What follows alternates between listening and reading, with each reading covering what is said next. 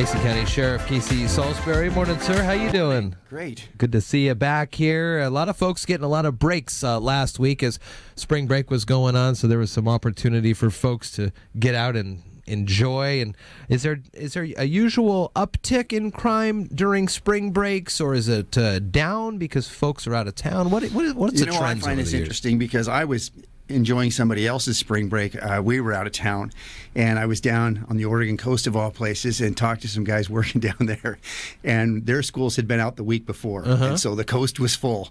And absolutely, they were, that little bump, that's the bump before summer that everybody gets ready for, and they were saying, yeah, we've had a lot of people down here because all the kids are out of school and the beaches were loaded, even though it was not all that nice of weather, but hotels were packed. And yeah, when everybody starts coming out, it gets busier. I think people have been waiting for any excuse to get out of the house, shake this dust off. Wait till what I call the 70-degree rule. The first day over 70 degrees in Mason County, I think it destroys brain cells because people just go nuts here because it's we just haven't had that nice of weather. It's been forever since we've seen it. All right. I'm looking forward to it, too. I'm looking forward to it, too. Just a little bit ago, I had the newest commissioner for Mason County, and he's the commission chair, Kevin Shutty. You've had a chance to work with him closely over the last 100 days, and you've seen plenty of iterations of the Mason County Commission over the years. What do you think of how Kevin's doing on his job there? I'm really impressed with Commissioner Shutty. It's the first time that we've had somebody come in here with some type of a vision and some type of goal, some type of a structure, a format to look at how to balance things, on how to do things within our community. I caught the end of Kevin's conversation on my way in, and I just appreciate the fact that he's got a structure or a way or process to way to look at things and consider opportunities and where we should be going with those opportunities. I think Kevin's done a great job. Pretty easy guy to talk to, it seems like, and seems to be running those meetings pretty well too. I've had some great conversations with the commissioner. He's the chair, and I know that I don't think he was used to the law enforcement end of things, and so there had been a comment made about us if we used any overtime, we'd have to lay people off. So right after that, we had numerous different types of serious calls. Yeah. And I'd call the commissioner home and ask him, what would you like us to do? Do you want us to bring people out or don't you? And I think at first he was a little overwhelmed with how much stuff is going on 24 hours a day in Mason County. But he's been very, very reasonable to work with and very understanding of why we need those call-outs when we have circumstances involving people's safety. And he's been very, very understanding and very, very good to work with. I think he's got some great ideas on this upcoming budget. They're talking to a biannual budget. Many other counties have been using that, and I think it's time that we look at those kind of things as well. Try something different here. We had another shooting last weekend in the Belfair area, but otherwise than that, are you getting a sense that the crime in the county is doing okay on a downward slide? Well, we had that downward slide, and as I expressed my concern when I first came here years ago when the jail was full and we didn't have a way to hold people accountable, that the crime rate was incredibly high, stolen car rate was incredibly high, everything was very, very much up there.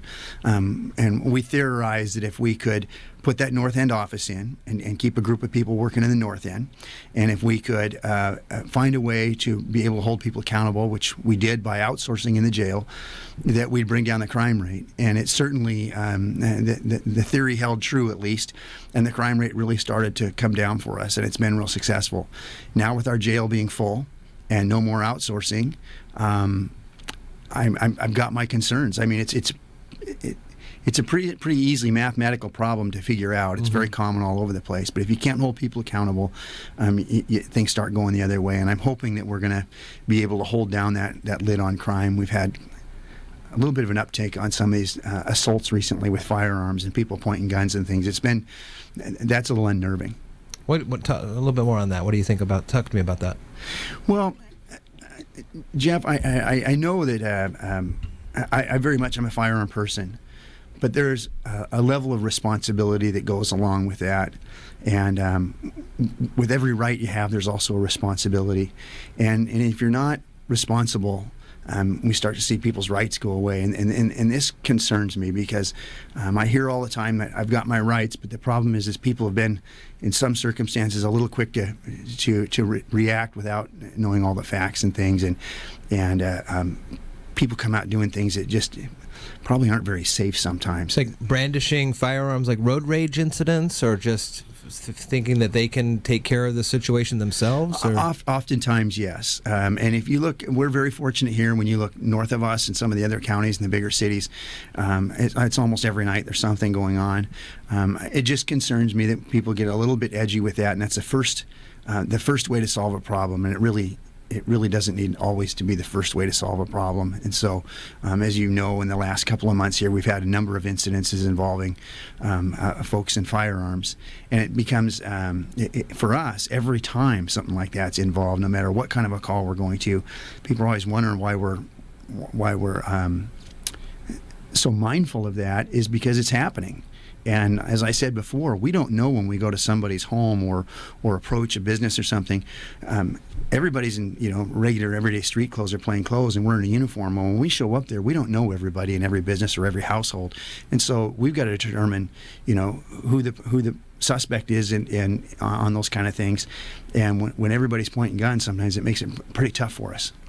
Go back to the jail for a little bit. I saw on your social media sites that you are picking up, literally both ways, picking up the efforts to pick up portions of the community with your little litter control group. Is that right? Yes. Well, we had Under Sheriff Barrett and the jail chief worked very, very hard at the end of last year, do all the budget things. That was one of our big things was cleanup. It was incredible what our staff was accomplishing, and the inmates of the jail cleanup crew.